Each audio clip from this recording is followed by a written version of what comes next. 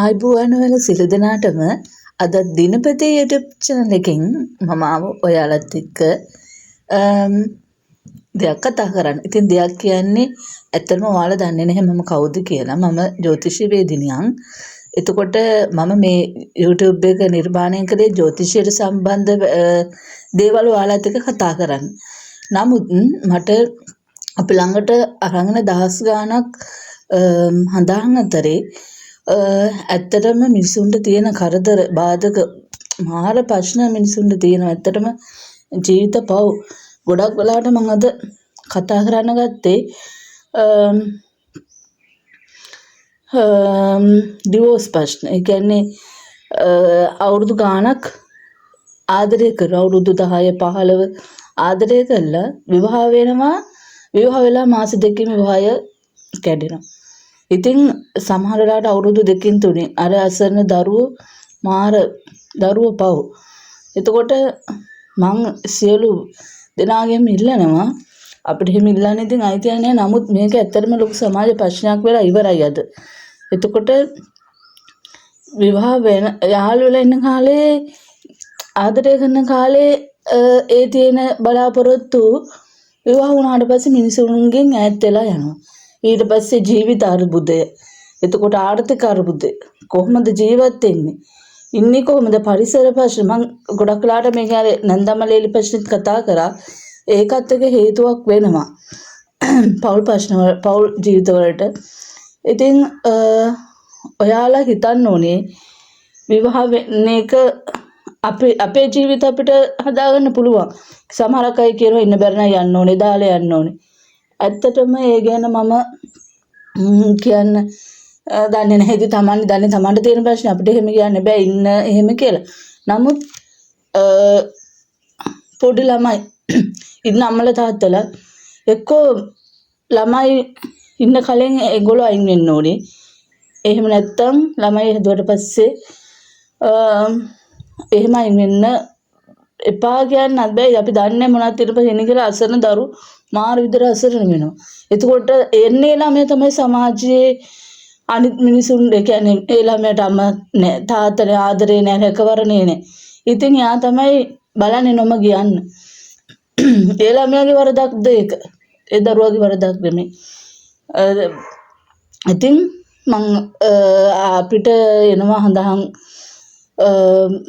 කේන්දර පත්‍ර දවසකට විශාල ප්‍රමාණයක්. ඒ අතරින් වැඩිපුරම එන්නේ නොයේ ප්‍රශ්නේ.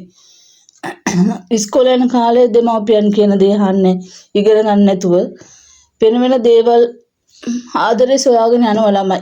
ඒ වුණාට ඒක නියම ආදරයේද? නියම ආදරයක්ද කියන එක ලොකු ප්‍රශ්නයක් තියෙනවා. මොකද අපි දන්නවා ආදරය කියන්නේ මොකක්ද? එතකොට අපි හැමෝම ආදරයට. නමුත් ඉස්කෝලේ යන කාලේ තෝරගන්න ආදරේ සුදුසු ඒවා තියෙනවා. සුදුසු ඒවා තියෙනවා. මම කියන්නේ ඉගෙන ගන්න කාලේට ආදරේ සුදුසු නෑ. මොකද අපිට ඉගෙන ගන්න හම්බෙන්නේ හැමදාම. ඉගෙන ගන්න තියෙන්නේ සුළු කාලය. කියන්නේ ජීවිත කාලෙම ඉගෙන ගන්න ඕනේ. නමුත් අර තමන්ගේ සුදුසුකම් හදාගන්න තියෙන ටික කාලයයි. අනිවාර්යෙන් ගෑල්ලාමෙක් වුණාම කියන්නේ ගෑල්ලාමෙක් වුණාම රැකියාවක් කළ යුතුමයි. ඒ කියන්නේ තමන් කුමන හෝ පැත්තක. ඒ කියන්නේ අධ්‍යාපනය විතර නෙමෙයි තමන් දන්න ඕනෑම ශාස්ත්‍රයකින් යම්කිසි රැකියාවක් කළ යුතුමයි. මොකද අපි හිතනවා ගෙදර ඉන්න ගහ ෂෝක් එහෙම කියලා නෑ. ටික කාලයක් යනකොට ඔබට මේක තමන්වම එපා වෙනවා. එතකොට තමන් ලස්සනට කියන්නේ විවාහ වුණා කියලා තමන්ගේ ජීවිතේ වෙනුවෙන් කැප කරන්න අවශ්‍ය නැහැ. තමන් ලස්සනට ඉන්නවා කියන්නේ හැමෝම වෙනුවෙන්ම ඒ දේවල් තමන් කරන්න ඕනේ. කියන්නේ ලස්සනට ඉන්න ඕනේ, දරුවෝ හොඳට බලා ගන්න ඕනේ, එතකොට රැකියාව කරගන්න ඕනේ. ඒක හරි අමුතු. ඒ හැමදේම කරගෙන ලස්සනට ඉන්න මිනිස්සු ඉන්නවා. ඉතින් අර ඉගෙන ගත නැතුනම මේක ඉගෙන ගත්ත අය විතර නෙමෙයි කියන්නේ ඉගෙන ගත්ත අයටත් මේ ප්‍රශ්නේ තියෙනවා. නැත්නම් නෑ ගොඩක් වෙලාවට ඉගෙන ගත්ත අයට වැඩි. මොකද යාළගේ වෙන අරමුණු ටාකට් වැඩි. යාළගේ නිදහස වෙන වැඩි. එතකොට නිදහස කියන්නේ දැන් සමහරක් අය එහෙම නැහැ. උනාට ඉගෙන ගත්තට පස්සේ මම තමයි හොඳටම දන්නේ කියලා ඊට පස්සේ යනවනේ නිදහස හොයාගෙන. ඊට පස්සේ තමන්ගේ අධ්‍යාපනයේ සානිත් අයව ගලන් ඒකට තමන්ට ගැළපෙන සුදුසු කෙනෙක් තමන් හොයා ගන්න ඕනේ. මේ ලෝකයේ අසරණ ඇත්තට මට ටිකක් කනගාටුවක් තියෙනවා මේ සම්බන්ධව. මොකද ඇයි මෙහෙම වෙන්නේ? ගොඩක් වෙලාවට ළමයි ගොඩාක් අසරණ වෙනවා මේ ප්‍රශ්න නිසා. ඒකයි මට අද පොඩ්ඩක් අවුල් වගේ. මොකද මට පෞකිටියේ මාව ඒ වගේ කිහිපයක්. ඉතින් මම යාළුවට දුන්න උපදෙස් හඳහන මැත්තේම ඉන්න එපා. හඳහනේ කේන්දරයේ තියෙන පුළුවන් යම් කිසි දේවල් ඒවා වෙනුවෙන් යම් කිසි හිතන්න කියලා. ඊට වඩා දේවල් හිතන්න පුළුවන්. ඔයගොල්ලෝ හිතනනේ මම මේ විෂය තෝරගත්තේ. සමහර අය මේ ජ්‍යොතිෂය කියන විෂයට කැමති වෙන්න පුළුවන්. සමහරක් අය අකමැති වෙන්න පුළුවන්. නමුත් සමහරක් අය මගෙන් අහනවා අපේ රටවල මෙහෙම වෙලා තියෙන ඔය කේන්දර ජ්‍යොතිෂය ඒව නිසා කියලා. ඉතින් අපේ රටේ මෙහෙම වෙලා තියෙන ජ්‍යොතිෂය කේන්දර නිසා. අපේ රටට මෙහෙම වෙලා තියෙන්නේ අපි හැමෝම දන්නවා අපේ රටට මොකක්ද උනේ කියලා. අනිත් ජ්‍යොතිෂය කේන්දර රටක දියුණුවට බාධාවක් කියලා මම කොහොමද එහෙම කියන්නේ? ඒක ඒ කෙනාගේ සුදුසුකම් පිළිගත නැත්නම් නිකන් හිටියා. කේන්දර නිසා අද මිනිස්සු අපේ රට මෙහෙම මේ බෞකුල භාවයට පත් උනේ. ඒක පොඩ්ඩක් හිතන්න. තමන් කැමති නම් ඒක පිළිගන්න නැත්නම් එපා. මම මේ ජ්‍යොතිෂයට සම්බන්ධ කතා කරන්න තමයි මේක හැදුවේ. නමුත් මම දැන් ඒ ගැන කතා නොකර මේ උනාට මම මේ ප්‍රශ්න කතා කරන්න උනා. එතකොට ඒ වලින් අරගෙන තමයි මම මිනිස්සු එනවනේ දහස් ගාන. මිනිස්සු දෙන ප්‍රශ්න මේ දේවල් හදන්න සමාජය වෙනුවෙන් මට මොකද්ද කරන්න පුළුවන් කියන එක හිතලා තමයි මේ දේ මම තෝරගත්තේ. ඉතින් ඉගෙන ගන්න කාලේ ඉගෙනගෙන තමන්ට සුදුසු. ඒ කියන්නේ දැන් අද කසාද බඳිනකොට කසාද බඳින පුද්ගලයා ගැන විතරක් නෙමෙයි හිතන්න වෙලා තියෙන්නේ. පෞල් පසුබිම මොකද අපි හිතන ආදර කරන කාලෙම කුත් ඕනේ ආදරේ විතරයි. උනම් කසාද බඳලා පස්සේ තමයි තේරෙන්නේ කොච්චර මේ ඒ කියන්නේ ඒක හරි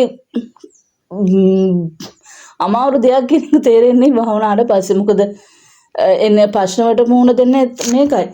සැමියාස බිරිඳ කියලා දෙන්න හරියට ඉන්නවා නම් කාටවත් ප්‍රශ්න දාන්න බෑ. ඒ දෙන්න වෙනස් වුණොත් තමයි ඕන කෙනෙක්ට ප්‍රශ්න දාන්න පුළුවන්. ඒක නිසා ඔබ ගන්න තීරණය බුද්ධිමත්ව ගන්න. ඔබ තෝරගන්න සුදුසුම කෙනාද කියන එක 100,000 වරක් හිතන්න. එතකොට මේ වගේ ප්‍රශ්න වෙනව අඩුයි. අන්තික තේරුම් ගැනීම. අද කාලේ ගොඩක් අයට සැමියා බිරිඳ කියන දෙන්නම රැකියාවක් කරනවා. එතකොට රැකියාවක් කිරීමේදී දැන් කාන්තාවට ගෙදර බර වැඩි. කියන්නේ රැකියාව කරන්න ඕනේ, ගෙදර එන්න ඕනේ, ළමයි බලන්න ඕනේ. එතකොට ගෙදර වැඩ කරන්න ඕනේ, ආයුධයට යන්න ඕනේ. එතකොට යාළගේ තියෙන අර සතුට කියන්නේ කොහෙටවත් ඇවිදින්න යන්න නැහැ.